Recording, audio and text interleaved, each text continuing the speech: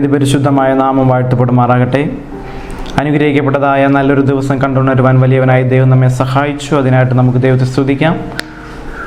ഇന്ന് ഇപ്രകാരം എന്നെ ശ്രവിക്കുന്ന എല്ലാ ദൈവമക്കൾക്കും വീണ്ടും വരുന്നവനായ യേശുക്രിസ്തുവിനെ നിസ്തുല്യ നാമത്തിലുള്ള സ്നേഹവന്ദനത്തെ അറിയിക്കുന്നതിനോടൊപ്പം ഈ ശാബത്ത് സ്കൂൾ ലെസൺ സ്റ്റഡിയിലേക്ക്, പാഠപഠനത്തിലേക്ക് എല്ലാവരെയും ഞാൻ സ്വാഗതം ചെയ്യുന്നു. അതിന് മുന്നോടിയായിട്ട് എല്ലാവർക്കും ഒരു പുതുവത്സരാശംസകൾ നേർന്നുകൊള്ളുന്നു. നാം 2024 ആണ്ടിൻ്റേതായ ഫസ്റ്റ് ക്വാർട്ടറിലെ ആദ്യ ലെസണിലേക്ക് കടന്നിരിക്കുകയാണ്. ഈ ഒരു ക്വാർട്ടർ ഉടനീളം നമുക്ക് പഠിക്കാനുള്ള വിഷയം എന്ന് പറയുന്നത് സങ്കീർത്തനങ്ങൾ, സാംസ് എന്ന് പറയുന്നതായ പുസ്തകത്തെ കേന്ദ്രീകരിച്ചാണ് നാം പഠിക്കുന്നത്. അതിൻ്റെ ആധികാരികത എത്രമാത്രം വലിയതാണ് ഈ ആധുനിക ലോകത്ത് എന്ന് നാം മനസ്സിലാക്കുവാൻ തക്കണം പോവുകയാണ്. ഇത് നാം പഠിക്കുമ്പോൾ നമ്മുടെ ആത്മീക ജീവിതത്തിന് വലിയൊരു ഉണർവേകുവാൻ തക്കവണ്ണം ദൈവം അവിടുന്ന് സഹായിക്കുമാറാകട്ടെ എന്ന് ഞാൻ സമയത്ത് പ്രാർത്ഥിക്കുന്നു. നമുക്ക് ഇന്നത്തെ ഭാഗത്തിലേക്ക് കടക്കാം. ആദ്യത്തെ ഭാഗം എന്ന് പറയുന്നത് സങ്കീർത്തനങ്ങൾ എങ്ങനെ വായിക്കാം, ഹൗ ടു റീഡ് സാംസ്, എങ്ങനെ നമുക്ക് സങ്കീർത്തനങ്ങൾ വായിക്കാം എന്നുള്ളതിനെ ആസ്പദമാക്കിയാണ് ഇതിനകത്ത് നാം ഈ ഒരാഴ്ച പഠിക്കുവാൻ തൊക്കണം പോകുന്നത്. ആരൊക്കെയാണ് ഇത് എഴുതിയിരിക്കുന്നത്, അതിൻ്റെ ഹിസ്റ്റോറിക്കൽ ബാക്ക്ഗ്രൗണ്ട്, അതിൻ്റെ പശ്ചാത്തലം, അതുപോലെ ഇത് എന്തിനു വേണ്ടി എഴുതപ്പെടാനുണ്ടാകുവാനുള്ള സാഹചര്യം എപ്രകാരമായിരുന്നു, അതുപോലെ പുരാതന ഇസ്രായേലിൻ്റെ ആരാധനയിൽ എങ്ങനെയാണ് ഈ ഒരു സങ്കീർത്തനങ്ങൾ ഉണ്ടായിരുന്നത്, അതിനുള്ളതായ പ്രാധാന്യം, ആരാധനയിലുള്ള പ്രാധാന്യത്തെക്കുറിച്ചും, അതുപോലെ ഓരോ സന്ദർഭത്തിനും ഓരോ സീസൺസിനും ഉചിതമായ രീതിയിൽ, അനുയോജ്യമായുള്ള രീതിയിൽ ഉള്ളതായ ഓരോ സങ്കീർത്തനങ്ങളും നമുക്ക് കാണുവാനായിട്ട് സാധിക്കുന്നു. അതിനെക്കുറിച്ചൊക്കെയും, അതുപോലെ ഈ സങ്കീർത്തനങ്ങൾ എന്തിനു വേണ്ടിയാണ് രചിക്കപ്പെട്ടതൊക്കെയും നാം ഈ ഒരാഴ്ച പഠിക്കുവാൻ തക്കണം പോവുകയാണ്. എല്ലാവരെയും വേദപഠനത്തിലേക്ക് ഞാൻ കർത്താവ് യേശുക്രിസ്തുവിൻ്റെ നാമത്തിൽ സ്വാഗതം ചെയ്യുന്നു. മനപ്പാഠവാക്യമായിട്ട് നൽകിയിരിക്കുന്ന വേദഭാഗം ലൂക്കോസിൻ്റെ സുവിശേഷം 24-ാം അധ്യായം അതിൻ്റെ 44-45 വേദഭാഗങ്ങളാണ്. ലൂക്കോസിൻ്റെ സുവിശേഷം 24-ാം അധ്യായം 44-45. അവിടെ ഇപ്രകാരം വായിക്കുന്നു: പിന്നെ യേശു അവനോട്, ഇതാകുന്നു നിങ്ങളോട് കൂടെ ഇരിക്കുമ്പോൾ ഞാൻ പറഞ്ഞ വാക്ക്, മോശയുടെ ന്യായപ്രമാണത്തിലും പ്രവാചക പുസ്തകങ്ങളിലും സങ്കീർത്തനങ്ങളിലും എന്നെക്കുറിച്ച് എഴുതിയിരിക്കുന്നതൊക്കെയും നിവൃത്തിയാകണം എന്നുള്ളത് തന്നെ എന്നു പറഞ്ഞു. തിരുവെഴുത്തുകളെ തിരിച്ചറിയേണ്ടതിന് അവരുടെ കണ്ണുകളെ തുറന്നു. നമുക്കൊരു നിമിഷം കണ്ണുകളെ അടച്ച് നമുക്ക് പ്രാർത്ഥിച്ചിട്ട് ആരംഭിക്കാം. ഞങ്ങൾ സ്നേഹിക്കുന്ന ദൈവമേ, സ്വർഗ്ഗസ്ഥ പിതാവേ, അനുഗ്രഹിക്കപ്പെട്ടതായ നല്ലൊരു പുതുവർഷത്തിൽ പുതിയ ചിന്തകളോടെ അടിയങ്ങൾക്ക് അങ്ങയുടെ സന്നിധിയിലേക്ക് അടുത്തു വരുവാൻ തക്കണം അടിയങ്ങളെ സഹായിച്ച വലിയ കൃപയ്ക്കായി നന്ദിയോടെ സ്തുതിക്കുന്നു കർത്താവേ. ഈ ഒരു ക്വാർട്ടറിലുടനീളം കർത്താവേ, അടിയങ്ങൾ സങ്കീർത്തനങ്ങളെക്കുറിച്ച് പഠിക്കുവാൻ തക്കണം പോകുന്നുവല്ലോ. സ്തുതിഗീതങ്ങൾ കർത്താവേ, ഓരോരുത്തരുടെയും ജീവിതാനുഭവങ്ങളിൽ നിന്നും രചിക്കപ്പെട്ടതായ ഈ കവിതകൾ, ഈ പദ്യങ്ങൾ അടിയങ്ങളുടെ ജീവിതവുമായിട്ട് താരതമ്യപ്പെടുത്തുമ്പോൾ എത്രമാത്രമാണ് അടിയങ്ങൾ അങ്ങുമായുള്ള ബന്ധത്തിലായിരിക്കുന്നത് എന്ന് മനസ്സിലാക്കുവാൻ തക്കണം സഹായിക്കുന്നതിനായി സ്തോത്രം ചെയ്യുന്നു കർത്താവേ. തുടർന്നുള്ളതായ നിമിഷങ്ങൾ അങ്ങയുടെ കരങ്ങളിൽ ഏൽപ്പിച്ച് പ്രാർത്ഥിക്കുന്നു. വിവിധ കോണുകളിലിരുന്നു കൊണ്ട് എന്നെ ശ്രവിക്കുന്ന, ഈ പാഠത്തിൽ ഇൻവോൾവ് ആയിരിക്കുന്ന ഓരോ ദൈവമക്കളെ അങ്ങയുടെ കരങ്ങളിൽ ഏൽപ്പിച്ച് പ്രാർത്ഥിക്കുന്നു. ഓരോരുത്തരെ അവിടുന്ന് വഴി നടത്തണമെന്ന് പ്രാർത്ഥിക്കുന്നു. പ്രാർത്ഥന കേട്ടിരിക്കാൻ സ്തോത്രം. സർവ്വം യേശുക്രിസ്തുവിൻ്റെ നാമത്തിൽ ചോദിക്കുന്നു. കൃപ തോന്നി കേൾക്കണമേ സ്വർഗീയ നല്ല പിതാവേ, ആമേൻ. നമുക്കെല്ലാവർക്കും സങ്കീർത്തനങ്ങളെക്കുറിച്ച്, ബുക്ക് ഓഫ് സാംസ്, സങ്കീർത്തന പുസ്തകങ്ങളെക്കുറിച്ച് നമുക്ക് അറിയാനായിട്ട് സാധിക്കുന്നു. നമ്മൾക്ക് വളരെയധികം മനഃപ്പാഠമായിരിക്കുന്ന ഒരുപാട് സങ്കീർത്തനങ്ങൾ നമുക്കുണ്ട്. നമ്മൾ കുഞ്ഞുനാൾ മുതലേ നാം ഓരോ സങ്കീർത്തനങ്ങളും മനഃപ്പാഠമാക്കി വെച്ചവരാണ് പലരും. നമ്മുടെ ആത്മീക ജീവിതത്തിനും കുടുംബജീവിതത്തിനും ആരാധനയോടനുബന്ധിച്ചുള്ള ഓരോ സമയത്തും സങ്കീർത്തനങ്ങൾക്ക് നമ്മുടെ ജീവിതത്തിൽ വളരെയധികം പ്രാധാന്യം ഉള്ളതായിട്ട് നമുക്ക് കാണുവാനായിട്ട് സാധിക്കുന്നു.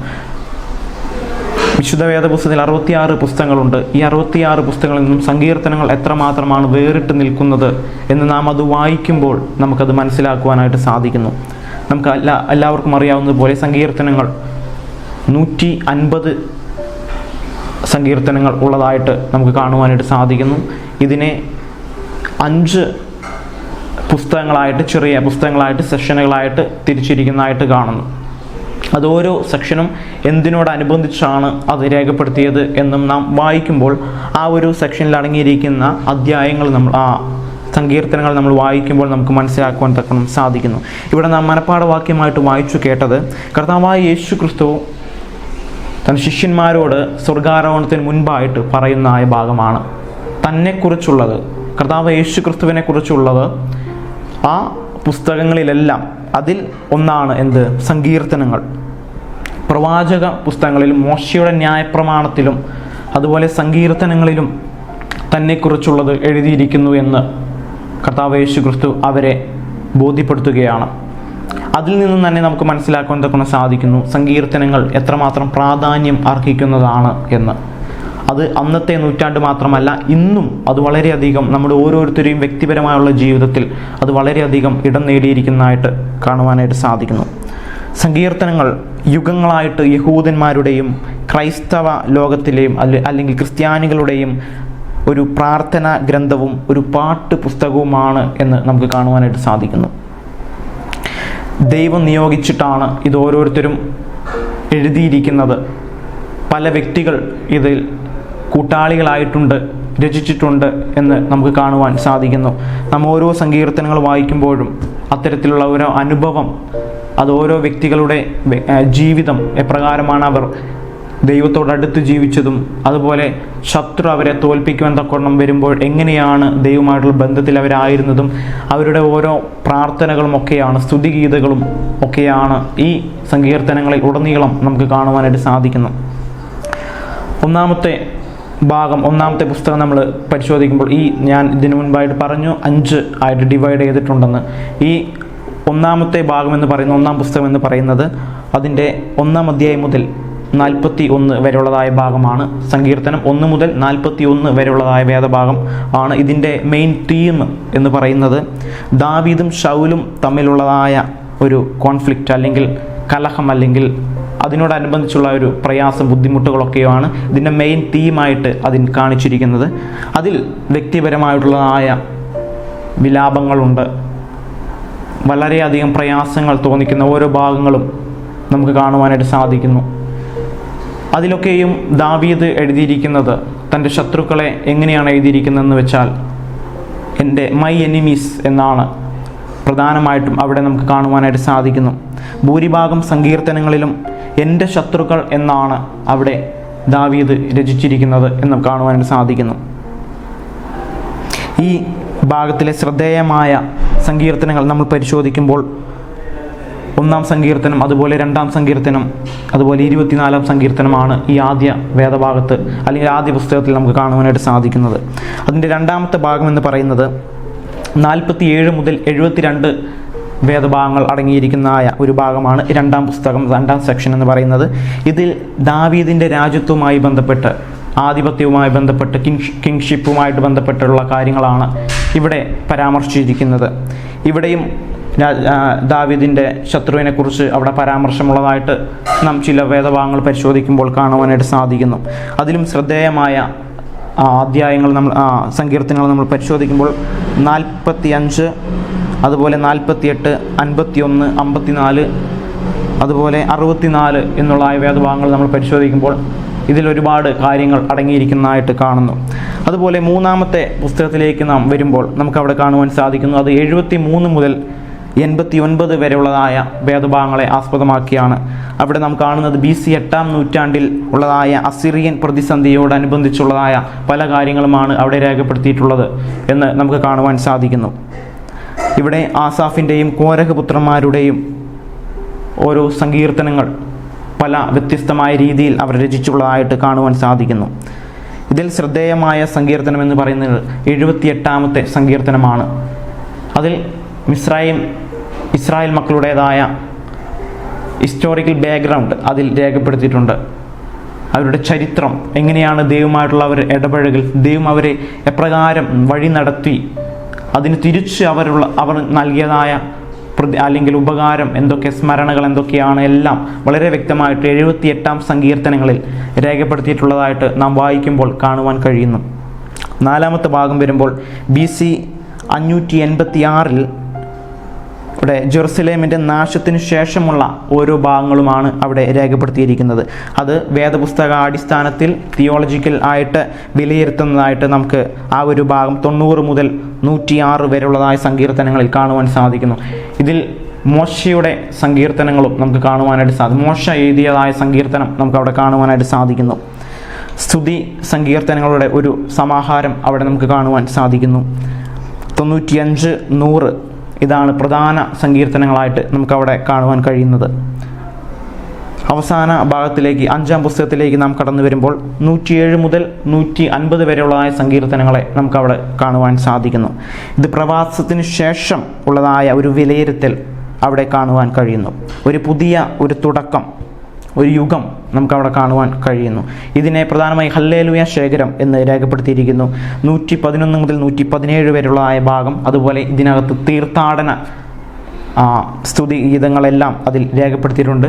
പെസഹ പെരുന്നാളിനോടനുബന്ധിച്ച് തീർത്ഥാടനവുമായി ബന്ധപ്പെട്ട് അത് ശുശ്രൂഷയോടുമായി ബന്ധപ്പെട്ട് ഒരുപാട് കാര്യങ്ങൾ അതിനകത്ത് രചിച്ചിട്ടുള്ളതായിട്ട് കാണുന്നു. 120 മുതൽ 134 വരെയുള്ളതായ പ്രധാന സങ്കീർത്തനങ്ങൾ, അതുപോലെ 107, 110, 119 വരെയുള്ളതായ സങ്കീർത്തനങ്ങളൊക്കെയും ഈ ഒരു 5-ാം സെക്ഷനിൽ നമുക്ക് കാണുവാനായിട്ട് സാധിക്കുന്നു. ഇവിടെ നാം പരിശോധിക്കുമ്പോൾ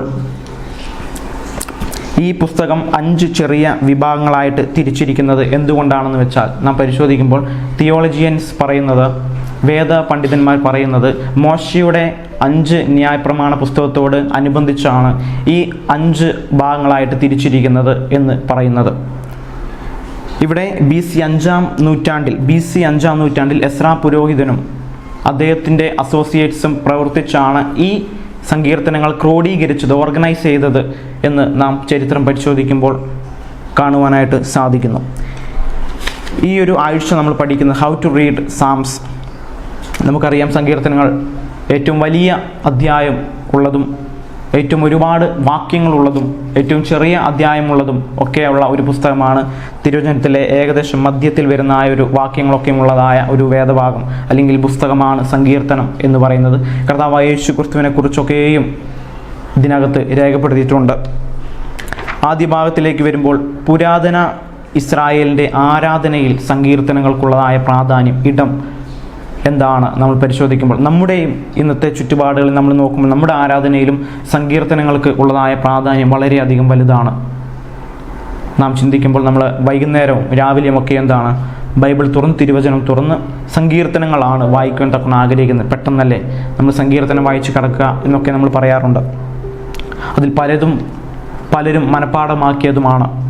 നാം പരിശോധിക്കുമ്പോൾ ഇതിൻ്റെ സങ്കീർത്തനം മുഴുവനായിട്ട് എഴുതിയിട്ടിരിക്കുന്നത് ഹീബ്രു ഭാഷയിലാണ്, എബ്രായ ഭാഷയിലാണ്. അതിൽ എബ്രായ ഭാഷയിലെ തലക്കെട്ട് എന്ന് പറയുന്നത് തെഹിലീം എന്നാണ്, സ്തുതികൾ. അതിൻ്റെ അർത്ഥം സ്തുതികൾ എന്നാണ്. അതുപോലെ അതിൻ്റെ ഇംഗ്ലീഷിലേക്ക് നാം വരുമ്പോൾ എന്താണ്, സാംസ് എന്നാണ് കാണുന്നത്. ഇത് വന്നിരിക്കുന്നത് ഗ്രീക്ക് ഭാഷയിലുള്ള സാൽമോയ് എന്ന് പറയുന്ന ഒരു പദത്തിൽ നിന്നുമാണ് സാംസ് എന്ന് പറയുന്ന സ്തുതിഗീതങ്ങൾ എന്ന് പറയുന്ന ആ ഒരു വാക്ക് വന്നത് എന്ന് കാണുവാൻ സാധിക്കുന്നു. ഇസ്രായേലിൻ്റെ ആരാധനയിൽ ഒഴിവാക്കാൻ പറ്റാത്തതായ ഒരു ഭാഗമായിരുന്നു ഈ സങ്കീർത്തനങ്ങൾ. അവരുടെ വ്യത്യസ്തമായ കൂടാര ശുശ്രൂഷകളിൽ, അതുപോലെ അവരുടെ മറ്റു പെരുന്നാളുകളിൽ എല്ലാം ഈ ഗീതങ്ങൾക്ക് ഉള്ളതായ പ്രാധാന്യം വളരെ അധികമാണ് എന്ന് നാം പഠിക്കുമ്പോൾ കാണുവാനായിട്ട് സാധിക്കും. തീർത്ഥാടന ഗീതങ്ങൾ, സ്തുതി ഗീതങ്ങൾ, ഹല്ലേലൂയ ഗീതങ്ങൾ, ഈജിപ്ഷ്യൻ ഹല്ലേലൂയ എല്ലാം നമുക്കവിടെ കാണുവാനായിട്ട് സാധിക്കുന്നു. ആരോഹണ ഗീതങ്ങൾ, അവർ മലയിലേക്ക് കയറി പോകുമ്പോഴും എല്ലാം ഉള്ളതായ ഒരു ഭാഗം. നമ്മൾ ഓരോ സങ്കീർത്തനങ്ങൾ പരിശോധിക്കുമ്പോഴും അതിൻ്റെ പല സങ്കീർത്തനങ്ങൾക്കും അത് ഏത് അവസ്ഥയിലാണ് രചിക്കപ്പെട്ടത് എന്ന് നമുക്കവിടെ കാണുവാൻ സാധിക്കുന്നു. അതാരാണ് രചിച്ചതെന്നും ചില സങ്കീർത്തനങ്ങളിൽ അതാരാണ് രചിച്ചത് എന്ന് നമുക്ക് അറിയുവാൻ സാധിക്കില്ല. പക്ഷേ നാം വേദ പണ്ഡിതന്മാരുടെ അഭിപ്രായ പ്രകാരം നമ്മളത് പരിശോധിക്കുമ്പോൾ അതിൻ്റെ തൊട്ടടുത്ത സങ്കീർത്തനം ആരാണ് രചിച്ചിട്ടുള്ളത്, അപ്പോൾ അദ്ദേഹത്തിൻ്റെ പേരായിരിക്കും അതിന് മുൻപുള്ളതായോ അതിന് ശേഷമുള്ളതായ സങ്കീർത്തനം വരുന്നത്. ഫോർ എക്സാമ്പിളായിട്ട് നമ്മൾ പരിശോധിക്കുമ്പോൾ സങ്കീർത്തനങ്ങൾ 1-ാമത്തെ ഭാഗം നമ്മൾ പരിശോധിക്കും. 1-ാം സങ്കീർത്തനം നമ്മൾ പരിശോധിക്കുമ്പോൾ നമുക്കെല്ലാവർക്കും അറിയാം ഇതിൻ്റെ 1-ാം പുസ്തകം എന്നാണ് രേഖപ്പെടുത്തിയിരിക്കുന്നത്. അത് എഴുതിയത് ആരാണ് എന്ന് പറഞ്ഞിട്ടില്ല. അതുപോലെ അപ്പോൾ ആരായിരിക്കും ഈ ഒന്നാം സങ്കീർത്തനം എഴുതിയിരിക്കുന്നത്? നാം പരിശോധിക്കുമ്പോൾ ഞാൻ ഇതിനു മുൻപ് പറഞ്ഞതുപോലെ അതിൻ്റെ തൊട്ടടുത്ത സങ്കീർത്തനം ആരാണ് രചിച്ചിട്ടുള്ളത്? അദ്ദേഹത്തിൻ്റെ പേരിലായിരിക്കണം ഈ ഒരു സങ്കീർത്തനം വന്നിരിക്കുന്നത്. അതിൻ്റെ തൊട്ടടുത്ത് നമ്മൾ പരിശോധിക്കുമ്പോൾ രണ്ടാം സങ്കീർത്തനമാണ് വരുന്നത്. ഈ രണ്ടാം സങ്കീർത്തനം നമ്മൾ വായിക്കുമ്പോൾ അതിൻ്റെ തുടക്കത്തിൽ എന്താണ്? പേര് പരാമർശിച്ചിട്ടില്ല, ഇതാരാണ് എഴുതിയത് എന്ന് പരാമർശിച്ചില്ല. പക്ഷേ അതിൻ്റെ തൊട്ടടുത്തത് വരുമ്പോൾ മൂന്നാമത്തെ സങ്കീർത്തനത്തിൽ നമ്മൾ വായിക്കുമ്പോൾ എന്താണ്? ദാവീദ് തൻ്റെ മകനായ അബ്ശലോമിൻ്റെ മുൻപിൽ നിന്ന് ഓടിപ്പോയപ്പോൾ പാടിയ ഒരു സങ്കീർത്തനം, അത് മൂന്നാമത്തെ ഭാഗത്താണ് കാണുവാനായിട്ട് സാധിക്കുന്നത്. പക്ഷേ ഈ രണ്ടാം സങ്കീർത്തനം ആരാണ് എഴുതിയത്? അതും സങ്കീർത്തനക്കാരനായ ദാവീദാണ്. ദാവീദ് രാജാവാണ് എഴുതിയത്. എങ്ങനെ നമുക്ക് മനസ്സിലാക്കാൻ സാധിക്കുന്നു? അപ്പോസ്തല പ്രവൃത്തികൾ അതിൻ്റെ 4-ാം അധ്യായം 25-26 വാക്യങ്ങൾ നമ്മൾ വായിക്കുമ്പോൾ നമുക്കത് കാണുവാനായിട്ട് സാധിക്കുന്നു. അപ്പോസ്തല പ്രവൃത്തികൾ 4-ാം അധ്യായം 25-26 നമ്മൾ വാക്യം വായിക്കുമ്പോൾ ഇവിടെ ഇപ്രകാരം രേഖപ്പെടുത്തിയിരിക്കുന്നു: ജാതികൾ കലഹിക്കുന്നതും വംശങ്ങൾ വ്യർത്ഥമായത് നിരൂപിക്കുന്നതും എന്ത്? ഭൂമിയിലെ രാജാക്കന്മാർ അണിനിരക്കുകയും അധിപതികൾ കർത്താവിനു വിരോധമായും അവൻ്റെ അഭിഷക്തിനു വിരോധമായും ഒന്നിച്ചു കൂടുകയും ചെയ്തിരിക്കുന്നു എന്ന് നിന്റെ ദാസനായ ദാവീദ് മുഖാന്തരം പരിശുദ്ധാത്മാവിനാൽ അരുളി ചെയ്തവനെ. ഇവിടെ വളരെ വ്യക്തമായിട്ട് രണ്ടാം സങ്കീർത്തനം എടുത്ത് ഉദ്ധരിച്ചിരിക്കുന്നതായിട്ട് കാണുന്നു. അതാരാണ് എഴുതിയിരിക്കുന്നത്? ആരുടെ പേരിലാണ് എഴുതിയിരിക്കുന്നത്? ദൈവത്തിൻ്റെ ദാസനായിരിക്കുന്ന ദാവീദിൻ്റെ പേരിലാണ്. എന്താണ്? എന്ന് നിന്റെ ദാസനായ ദാവീദ് മുഖാന്തരം പരിശുദ്ധാത്മാവിനാൽ അരുളി ചെയ്തവനെ. അപ്പോൾ രണ്ടാം സങ്കീർത്തനം എഴുതിയിരിക്കുന്നത് ആരാണ്? ദാവീദ് രാജാവാണ്. അപ്പോൾ അതിൻ്റെ തൊട്ട് മുൻപിലുള്ള സങ്കീർത്തനം എഴുതിയിരിക്കുന്നതും ദാവീദ് രാജാവ്, ഒന്നാം സങ്കീർത്തനം എഴുതിയ ദാവീദ് രാജാവാണ്. നമ്മൾ പരിശോധിക്കുമ്പോൾ മെജോറിറ്റി നമ്മൾ പരിശോധിക്കുമ്പോഴും ഭൂരിഭാഗം സങ്കീർത്തനങ്ങളും രചിച്ചിട്ടുള്ളത് ആരുടെ പേരിലാണ്? ദാവീദിൻ്റെ പേരിലാണ് ഭൂരിഭാഗം സങ്കീർത്തനങ്ങളും രചിച്ചിട്ടുള്ളത് എന്ന് നമുക്ക് കാണുവാൻ കഴിയുന്നു. ദാവീദ് പല വ്യത്യസ്ത അനുഭവത്തിൽ ഇരിക്കുമ്പോൾ, ഇമോഷൻസ് ഇരിക്കുമ്പോൾ, തൻ്റെ ശത്രുക്കളിൽ നിന്നുമൊക്കെയും കർത്താവ് എത്രമാത്രം ആണ് ദാവീദിനെ വിടിവിച്ചത് എന്നൊക്കെയും നാം സങ്കീർത്തന പുസ്തകങ്ങൾ വായിക്കുമ്പോൾ കാണുവാനായിട്ട് സാധിക്കുന്നു. സങ്കീർത്തനങ്ങൾ വായിക്കുമ്പോൾ എങ്ങനെയാണ് ദൈവത്തെ ആരാധിക്കേണ്ടത്, ദൈവം നമുക്ക് ആരാണ് എന്നൊക്കെയും ദൈവത്തിൻ്റെ ശക്തി എത്രമാത്രമാണ് എന്നൊക്കെയും നമുക്ക് ആ ഒരു വേദഭാഗങ്ങളിൽ നിന്നും വളരെ വ്യക്തമായിട്ട് കാണുവാൻ കഴിയുന്നു. ഈ സങ്കീർത്തന കർത്താക്കൾ അല്ലെങ്കിൽ രചയിതാവിനെ പറ്റി, രചിച്ച വ്യക്തികളെക്കുറിച്ച് നമ്മൾ പരിശോധിക്കുമ്പോൾ കൂടുതലായിട്ടും നമുക്ക് കാണുവാനായിട്ട് സാധിക്കുന്നു. പല വ്യക്തികളുടെ പേരിൽ എഴുതപ്പെട്ടതായ സങ്കീർത്തനങ്ങൾ തിരുവചനത്തിൽ നമുക്ക് കാണുവാൻ കഴിയുന്നു. ഞാൻ മുൻപ് പറഞ്ഞതുപോലെ അധികം സങ്കീർത്തനങ്ങളുടെയും മേലെഴുത്തിൽ എഴുതപ്പെട്ടിരിക്കുന്ന പേരാരാണ്? രാജാവ് ആയിരുന്നായ ദാവീദിൻ്റെ പേരിലാണ് ഉണ്ടായിരുന്നത്.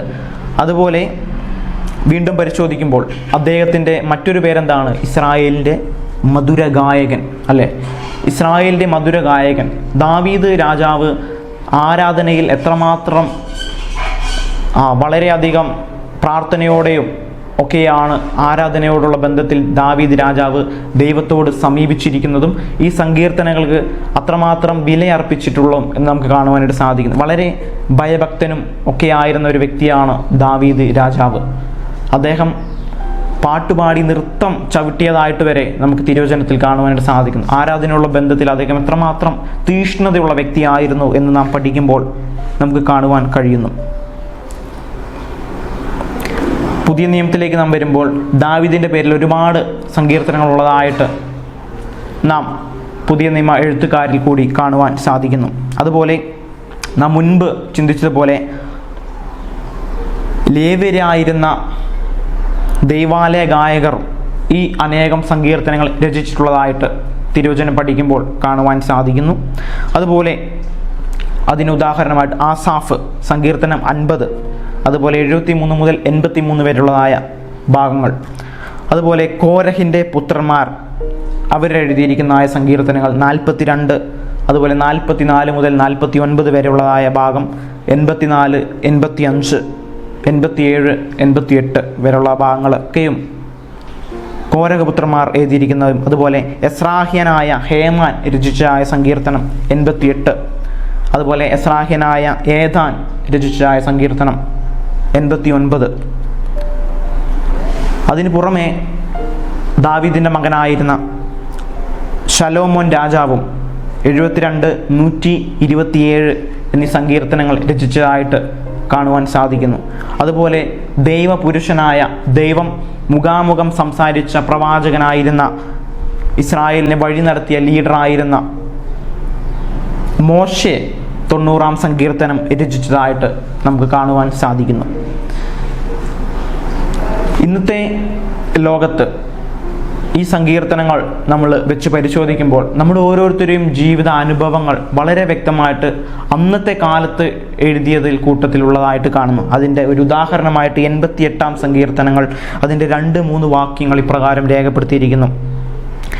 ഈ സങ്കീർത്തനങ്ങളിൽ ഉള്ളതായ പല കാര്യങ്ങളും നമ്മുടെ ഇന്നത്തെയും അവസ്ഥയിൽ വ്യക്തിപരമായ ജീവിതങ്ങളിൽ ഉള്ളതായിട്ട് കാണുന്നു. എന്താണ്?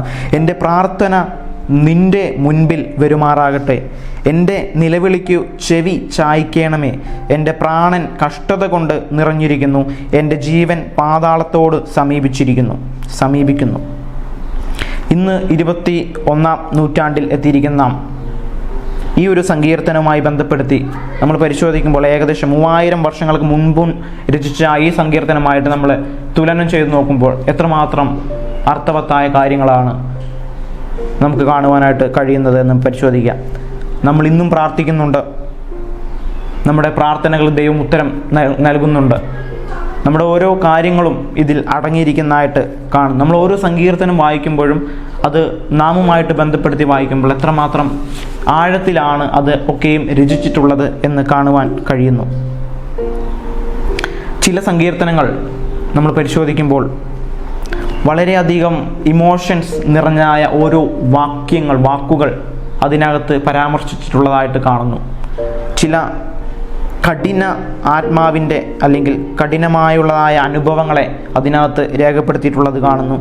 അതുപോലെ ചിലത് സങ്കടങ്ങൾ നിറഞ്ഞായ കീർത്തനങ്ങളാണെങ്കിൽ ചിലത് സന്തോഷം, ആനന്ദകരമായ കീർത്തനങ്ങൾ കാണുവാൻ സാധിക്കുന്നു. അങ്ങനെ പല വ്യത്യസ്തമായ അനുഭവങ്ങളിലൂടെയും ഓരോ വാക്യങ്ങളും ഓരോ കീർത്തനങ്ങളും നമ്മെ കൊണ്ടുപോകുന്നതായിട്ട് കാണുന്നു. അതുപോലെ ഓരോ സങ്കീർത്തനങ്ങളും ഓരോ അധ്യായങ്ങളും നമ്മൾ വായിക്കുമ്പോൾ വ്യത്യസ്ത സാഹചര്യങ്ങളിലേക്ക് അത് നമ്മെ കൊണ്ടുപോകുന്നു. നമുക്ക് നമ്മുടെ ഓരോ സന്ദർഭത്തിനും അനുയോജ്യമായ തരത്തിലുള്ളതായ ഓരോ കീർത്തനങ്ങളുമാണ്, ഓരോ സ്തുതിഗീതങ്ങളുമാണ്, സ്തോത്രങ്ങളാണ് സങ്കീർത്തന പുസ്തകങ്ങളിൽ എഴുതിയിരിക്കുന്നത്. ഓരോ കാര്യങ്ങളും ദൈവത്തിൻ്റെ സൃഷ്ടിയെക്കുറിച്ച്, അതുപോലെ മനുഷ്യനെക്കുറിച്ച്, അതുപോലെ ഇതൊക്കെയും സൃഷ്ടിച്ചത് ആരാണ്, ഇതിൻ്റെ എല്ലാം പിന്നാമ്പുറത്ത് ബിഹൈൻഡിൽ പ്രവർത്തിച്ചിരിക്കുന്ന വ്യക്തി ആരാണ്, അതുപോലെ ദൈവത്തിന് നമ്മോടുള്ള സ്നേഹത്തെക്കുറിച്ചും മനുഷ്യരാശിയും അതിൻ്റെ രക്ഷയെ സംബന്ധിച്ചും ഇസ്രായേലിൻ്റെ കഷ്ടതയും അതുപോലെ ഞെരക്കവും വിലാപങ്ങളുമൊക്കെയും അതുപോലെ അവർ സന്തോഷത്തിലായിരുന്ന നിമിഷങ്ങളൊക്കെയും ഈ സങ്കീർത്തന പുസ്തകങ്ങളിൽ രേഖപ്പെടുത്തിയിരിക്കുന്നു. അതുപോലെ വരുവാനിരുന്നതായ അവരുടെ രക്ഷകനായിരുന്ന, ലോകത്തിൻ്റെ രക്ഷകനായിരുന്ന കർത്താവ് യേശു ക്രിസ്തുവിനെ കുറിച്ച് വരെ സങ്കീർത്തന പുസ്തകങ്ങളിൽ രേഖപ്പെടുത്തിയിട്ടുള്ളതായിട്ട് കാണുന്നു. നമ്മൾ ഓരോ ഭാഗങ്ങൾ സങ്കീർത്തനങ്ങൾ വായിക്കുമ്പോൾ ചിലപ്പോൾ ഒരു വരിയിൽ ആദ്യത്തെ വാക്യത്തിലുള്ളതായ 2 സെൻറ്റൻസിൽ നമ്മൾ വായിക്കുമ്പോൾ ആ 2 സെൻറ്റൻസും വരുന്നത് ഒരേ അർത്ഥമാണ്. സമാന്തരത നമുക്കവിടെ കാണുവാൻ സാധിക്കുന്നു. അതുപോലെ അതിലുള്ളതായ പ്രതീകാത്മകത ഉള്ളതായ നിറഞ്ഞായ കാര്യങ്ങൾ, അതുപോലെ വിപരീത സംയോജനം നിറഞ്ഞായ വരികൾ, അതുപോലെ പ്രത്യേകമായിട്ട് നമുക്ക് കാണുവാനായിട്ട് കഴിയുന്നത് സേല. നമ്മൾ ഓരോ ഭാഗം വായിക്കുമ്പോൾ സേല എന്ന് അതിൻ്റെ റൈറ്റ് സൈഡിൽ ലാസ്റ്റായിട്ട് എഴുതിയിരിക്കുന്ന കാണും. ഇത് സേല എന്ന പദം ഒരു ചെറിയ ഇടവേളയെ കുറിക്കുന്നതായിട്ട് അവിടെ രേഖപ്പെടുത്തിയിരിക്കുന്നത്. എന്താണ് സേല എന്ന് പറയുന്ന ആ ഒരു പദം ഉപയോഗിക്കുന്നത്? എന്താണ്? ഇതിൻ്റെ ഇടയിൽ ഒരു ചെറിയൊരു ഇടവേള കുറിക്കുന്നു. ഇത് ചിലപ്പോൾ ഒരു ആഹ്വാനത്തിനായിരിക്കാം, അല്ലെങ്കിൽ മറ്റുള്ളതായ ഇത് എഴുതുന്ന സമയത്ത്, അല്ലെങ്കിൽ നമ്മൾ വായിക്കുന്ന പോലെയല്ല അവർ വായിക്കുന്നത്. ഇതൊരു പദ്യം, പോയം, ഒരു പാട്ടാണ്, ഗീതമാണ്. അപ്പോൾ ഒരു പാട്ട് നമ്മൾ ആസ്വദിച്ച് എങ്ങനെ പാടും, അതുപോലെയാണ് സങ്കീർത്തനങ്ങൾ വായിക്കുന്നത്. നാം സാധാരണ വായിക്കുന്നത് ന്യൂസ് വായിക്കുന്നത് നമുക്കറിയാം. ന്യൂസ് റീഡർ നമ്മൾ അവരെ ലിസൺ ചെയ്താൽ, ശ്രദ്ധിച്ചാൽ അറിയാം എങ്ങനെയാണ് അവർ അത് വായിക്കുന്നത്. അവർ ആ വായിക്കുമ്പോൾ അവരുടെ മുഖത്തുള്ള എക്സ്പ്രഷൻ, ഒരു സങ്കടകരമായ വാർത്തയാണ് അവർ വായിക്കുന്നതെങ്കിൽ ആ ഒരു സങ്കടം എന്താണ് അവരുടെ മുഖത്ത് ഉണ്ടായിരിക്കും. അതുപോലെ സന്തോഷകരമായ ഒരു വാർത്തയാണ് ഉണ്ടെങ്കിൽ വായിക്കുന്നെങ്കിൽ ആ സന്തോഷം അവരുടെ മുഖത്ത് എക്സ്പ്രഷൻ അവർ കാണിക്കും. അതുപോലെ ഒരു പാട്ടാണ്, ഒരു പദ്യമാണ്, ഒരു പോയമാണ് നമ്മൾ വായിക്കുന്നതെങ്കിൽ ആ പദ്യത്തിൽ അടങ്ങിയിരിക്കുന്ന വരികളുടെ അർത്ഥമെല്ലാം നമ്മൾ മനസ്സിലാക്കിക്കൊണ്ട് എങ്ങനെയാണ് അത് നമ്മളെ മുഖത്ത് വരത്തക്ക രീതിയിൽ നമ്മളത് പാടി അതിൻ്റെ ആ ഒരു മനോഹാരിത നമ്മളത് പുറത്തേക്ക് എത്തിക്കണം. അതുപോലെയാണ് സങ്കീർത്തനങ്ങൾ വായിക്കുന്നത്. പലരും വായിക്കുന്നത് നമുക്ക് കേൾക്കുവാൻ സാധിക്കുന്നു. എബ്രായ പുരോഹിതന്മാരൊക്കെയും യഹൂദ പുരോഹിതന്മാരൊക്കെയും വായിക്കുമ്പോൾ നമുക്ക് കേൾക്കുവാൻ സാധിക്കുന്നു.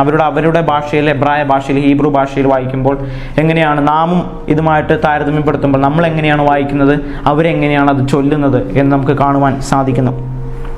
ഓരോ സങ്കീർത്തനങ്ങൾ നമ്മൾ വായിക്കുമ്പോൾ അതൊക്കെയും ദൈവത്തിൽ നിന്നുമുള്ളതാണ് എന്ന് ഓരോ വരികളും നമുക്ക് കാണുവാൻ കഴിയുന്നു. ആത്മപ്രേരിതമായ പ്രാർത്ഥനകൾ ഉൾക്കൊള്ളിച്ചുകൊണ്ടുള്ള ഓരോ സങ്കീർത്തനങ്ങളും ഓരോ വാക്യങ്ങളും നമുക്ക് അവിടെ കാണുവാൻ സാധിക്കുന്നു. എക്സാമ്പിളായിട്ട് നമ്മൾ ഉദാഹരണങ്ങൾ നമുക്ക് നോക്കുമ്പോൾ സങ്കീർത്തനക്കാർ ദൈവത്തെ വ്യക്തിപരമായിട്ട് പറയുന്നത് എന്താണ്? എൻ്റെ ദൈവം എന്നും എൻ്റെ രാജാവ് എന്നും ഓ യഹോവേ എന്നും ഒക്കെയാണ് അഭിസംബോധന ചെയ്തിരിക്കുന്നത്. അതുപോലെ പലപ്പോഴും അവർ പറയുന്നത് എന്താണ്? എൻ്റെ പ്രാർത്ഥനകൾക്ക് ചെവി ചായ്ക്കണമേ, എന്നെ നോക്കണമേ, എൻ്റെ പ്രാർത്ഥന ശ്രദ്ധിക്കണമേ, എൻ്റെ പ്രാർത്ഥന കേൾക്കണമേ, അതുപോലെ ഉത്തരം അരുളണമേ, എന്നെ വിടുവിക്കണമേ, കഷ്ടതയിൽ നിന്നൊക്കെയും എന്നെ വിടുവിക്കണമേ. ഒരുവൻ ദൈവത്തോട് പ്രാർത്ഥിക്കുന്നതിൻ്റെ ഓരോ ഭാവങ്ങളാണ് ഈ സങ്കീർത്തനങ്ങൾ ഉൾപ്പെട്ടിരിക്കുന്നത്.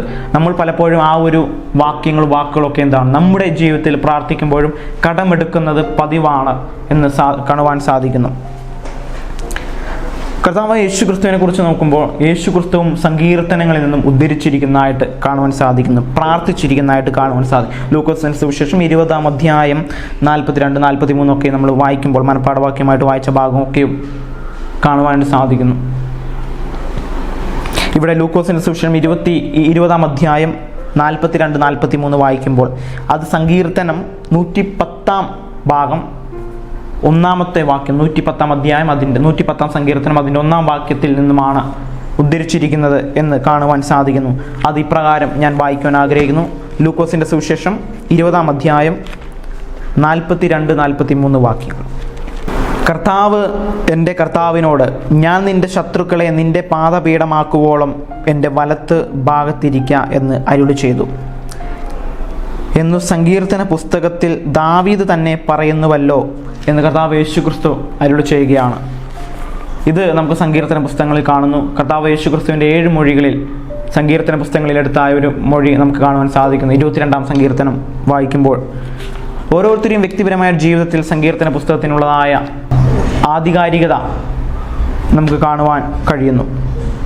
സങ്കീർത്തനങ്ങളുടെ ലോകത്തേക്ക് നാം കാണുമ്പോൾ അവിടെ എത്തിച്ചേരുമ്പോൾ എങ്ങനെയാണ് ഓരോ സങ്കീർത്തനങ്ങളും രചിച്ചിട്ടുള്ളത്, അതിൻ്റെ ഹിസ്റ്റോറിക്കൽ ബാക്ക്ഗ്രൗണ്ട്, ആരാണ് രചിച്ചിട്ടുള്ളത്, അത് രചിക്കുവാൻ ഇടയായുള്ള കാരണങ്ങൾ വരെ നമുക്ക് കാണുവാൻ കഴിയും. നമ്മുടെ ഓരോ ജീവിതത്തിൽ വ്യക്തിപരമായിട്ടുള്ള അനുഭവങ്ങൾ നമ്മളത് കുറിച്ച് വെക്കുന്ന പോലെ ദാവീദിൻ്റെ ജീവിതത്തിലും അങ്ങനെ ഓരോരുത്തരെയും ജീവിതത്തിൽ ഉണ്ടായിരുന്നായ അനുഭവങ്ങളെ അവർ എക്സ്പീരിയൻസ് ആണ് അതിനകത്ത് എഴുതിയിരിക്കുന്നതും ദൈവത്തോട് ഉള്ളതായ അവരുടെ നിലവിളിയാണ് അവിടെ ഉള്ളതായിട്ടും കാണുവാൻ കഴിയുന്നു.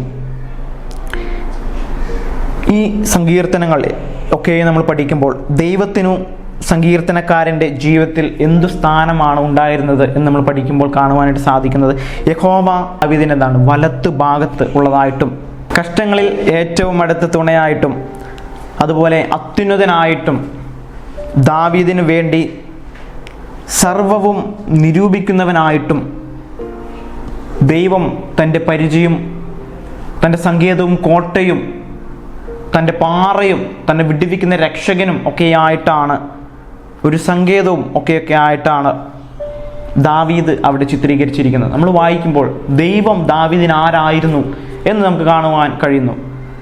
ദാവീദിനെ കുറിച്ച് ദൈവത്തിൻ്റെ സ്റ്റേറ്റ്മെൻറ്റ് എന്താണ്? A man after mine on heart, എൻ്റെ ഹൃദയപ്രകാരമുള്ളത് ദാവീദ് എന്നാണ്. സങ്കീർത്തന ലോകത്തിലേക്ക് നാം വരുമ്പോൾ ഒരുപാട് വ്യത്യസ്ത അനുഭവങ്ങൾ നമ്മുടെ ജീവിതത്തിലേക്ക് കൊണ്ടുവരുവാനായിട്ട് നമുക്ക് കഴിയും. ദൈവം സ്വർഗത്തിലാണ് വസിക്കുന്നതെന്നും തൻ്റെ ജനത്തിൻ്റെ ഇടയിൽ ഓരോ അവസ്ഥയിലും സിയോനിൽ നിന്നും ദൈവം വരുന്നുവെന്നും ഒക്കെയും സങ്കീർത്തനത്തിൽ നമുക്ക് കാണുവാൻ സാധിക്കും. ദൈവം സ്വർഗത്തിലാണ് വസിക്കുന്നെങ്കിലും തൻ്റെ ജനത്തിൻ്റെ ഇടയിൽ സിയോനിൽ നിന്ന് തന്നെ ദൈവം വസിക്കുന്നു എന്നും സങ്കീർത്തനക്കാരൻ ഇവിടെ അറിയുന്നതായിട്ട് കാണുന്നു. തൻ്റെ ഏതൊരവസ്ഥയിലും ദൈവം തന്നെ രക്ഷിക്കാനുണ്ടെന്ന് സങ്കീർത്തനക്കാരൻ ഇവിടെ നമുക്ക് മനസ്സിലാക്കി തരുന്നു. ഈ ഒരു ക്വാർട്ടറിൽ നമ്മൾ പഠിക്കുമ്പോൾ കൂടുതൽ അനുഗ്രഹിക്കപ്പെടുവാനായിട്ട് ദൈവം നമ്മെ സഹായിക്കുമാറാകട്ടെ എന്ന് പ്രാർത്ഥിക്കുന്നു. കൂടുതലായിട്ട് നാം ചിന്തിക്കുമ്പോൾ ഒരുപാട് എടുക്കാനുണ്ട് വിഷയങ്ങൾ. പക്ഷേ നമ്മൾ വരുന്ന ആഴ്ചകളിൽ വളരെ പ്രാർത്ഥനയോടുകൂടി ഈ പാഠപുസ്തകത്തെ അതിനോട് സമീപിക്കുക. നമ്മൾ പ്രാർത്ഥനയോടുകൂടി ഓരോ ദിവസത്തെ ഭാഗങ്ങളും വായിക്കുക. എന്നിട്ട് വിശുദ്ധ ശബത്തിന് വേണ്ടി നാം ഒരുങ്ങുക. സങ്കീർത്തനം നമ്മുടെ ഓരോരുത്തരും ജീവിതത്തിൽ വരുത്തുന്നതായ മാറ്റങ്ങൾ എന്തെല്ലാമാണ്, നമ്മുടെ കുടുംബപരമായുള്ള നമ്മുടെ വ്യക്തിപരമായുള്ള ജീവിതങ്ങളെ ക്രമീകരിക്കുന്നതിനും അത് ആരാധനയിലും ഇടം നേടിയിരിക്കുന്ന ഒരു പുസ്തകമാണ്. സാധാരണ ഒരു പുസ്തകമല്ല സങ്കീർത്തന പുസ്തകങ്ങൾ എന്ന് പറയുന്നത്. അത് ആരാധനയ്ക്ക് വേണ്ടി പ്രത്യേകം തയ്യാറാക്കിയതാണ്. അത് ഇസ്രായേലിൻ്റെ ആരാധനയുമായി ബന്ധപ്പെട്ട് നമ്മൾ നോക്കുമ്പോൾ ഓരോ സ്ഥലത്തും അത് ഉപയോഗിക്കേണ്ട രീതിയിൽ അവർ ഉപയോഗിച്ചിരുന്നതായിട്ട് കാണുന്നു. നമ്മളത് വെറുമൊരു പുസ്തകമായിട്ട് തള്ളിക്കളയാതെ നമ്മുടെ ഓരോരുത്തരെയും വ്യക്തിപരമായുള്ള ജീവിതത്തിൽ സങ്കീർത്തന പുസ്തകങ്ങൾക്കുള്ളതായ ആ ഒരു അടുപ്പം എത്രമാത്രം ഉണ്ട് എന്ന് നാം മനസ്സിലാക്കുക. വരുന്ന ആഴ്ചകളിൽ ഈ ഒരു ക്വാർട്ടറിലുടനീളം ഈ സങ്കീർത്തന പുസ്തകത്തിൽ ഒളിഞ്ഞിരിക്കുന്നതായ മർമ്മങ്ങളെ ഗ്രഹിപ്പാൻ തക്കവണ്ണം സർവശക്തനായ ദൈവം നമ്മെ സഹായിക്കുമാറാവട്ടെ എന്ന് പ്രാർത്ഥിച്ചുകൊണ്ട് ഈ വചന പഠനത്തിൽ നിന്നും ഞാൻ വിരമിക്കുന്നു. ദൈവം അനുഗ്രഹിക്കട്ടെ. നമുക്കൊരു നിമിഷം കണ്ണുകളടച്ച് പ്രാർത്ഥിച്ച് അവസാനിപ്പിക്കാം. ഞങ്ങളെ സ്നേഹിക്കുന്ന ദൈവമേ സ്വർഗ്ഗസ്ഥ പിതാവേ, അനുഗ്രഹിക്കപ്പെട്ടതായ നല്ല സമയത്തിനായി സ്തോത്രം. അടിയങ്ങളെ കേൾപ്പിച്ചു തന്ന നല്ല ദൂതിനായി സ്തോത്രം. അടിയങ്ങൾ കർത്താവെ പഠിച്ചായ സങ്കീർത്തന പുസ്തകങ്ങൾ അത് അടിയങ്ങളുടെ ഓരോരുത്തരെയും ജീവിതത്തിൽ ഇന്ന് അതിനുള്ളതായ പ്രാധാന്യം എത്രമാത്രം ഉണ്ട് എന്ന് അടിയങ്ങളെ ഓർമ്മിപ്പിച്ചതിനായി സ്തോത്രം. തുടർന്നുള്ളതായ കർത്താവെ ആഴ്ചകളിൽ കൂടുതലായിട്ട് പഠിക്കുവാനായിട്ട് അടിയങ്ങളെ അവിടുന്ന് ശക്തീകരിക്കുമാറും പ്രാർത്ഥിക്കുന്നു. കർത്താവെ, ഇന്ന് അടിയനോട് കൂടെ പഠിച്ചതായ ഓരോ ദൈവമക്കളെയും വ്യക്തിപരമായിട്ട് കുടുംബപരമായിട്ട് അങ്ങയുടെ കരങ്ങളിൽ സമർപ്പിച്ച് പ്രാർത്ഥിക്കുന്നു. ഓരോരുത്തരിലും വേണ്ടുന്നതായ അനുഗ്രഹത്തെ അവിടെ നിറച്ചുകൊള്ളാൻ പ്രാർത്ഥിക്കുന്നു. പ്രാർത്ഥന കേട്ടിക്കേൽ സ്തോത്രം. സർവ്വം യേശു ക്രിസ്തുവിൻ്റെ നാമത്തിൽ ചോദിക്കുന്നു. കൃപ തോന്നി കേൾക്കണമേ സ്വർഗീയ നല്ല പിതാവേ. ആമേൻ. ദൈവം നിങ്ങളെല്ലാവരും അനുഗ്രഹിക്കട്ടെ. God bless you all.